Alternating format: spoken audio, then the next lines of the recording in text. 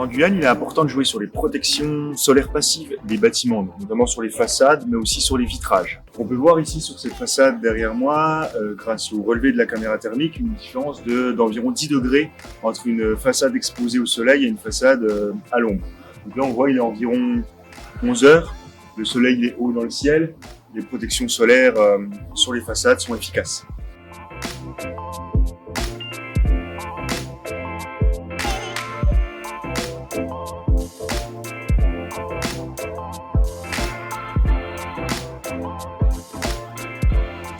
La réduction de l'apport solaire dans les bureaux et les salles de classe va servir à améliorer le confort thermique des locaux.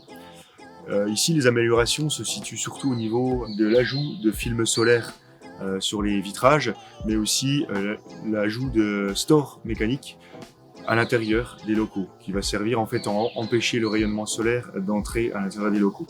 On a déjà des protections solaires existantes, mais pas suffisantes, puisque le rayonnement solaire va se refléter contre les débords de toiture, mais aussi les brise-soleil, et pénétrer à l'intérieur des locaux, surtout au niveau du deuxième étage des bâtiments.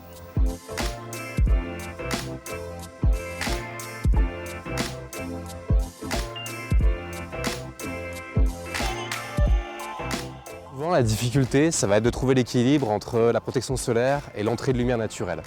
Pour ça, les brises-soleil, comme les protections solaires qui sont présentes derrière moi, permettent d'obtenir un bon équilibre, en laissant rentrer une partie de la lumière et en projetant de l'ombrage. Les solutions comme la pose de stores ou les films anti-UV sont plutôt des solutions correctives quand justement les protections solaires dans le bâtiment ne sont pas suffisantes. Les stores, c'est toujours mieux de les mettre à l'extérieur.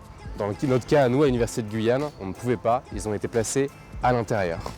Pour terminer, un bâtiment en blanc, c'est mieux parce que les couleurs claires permettent de réfléchir la lumière du soleil et du coup de moins absorber de chaleur.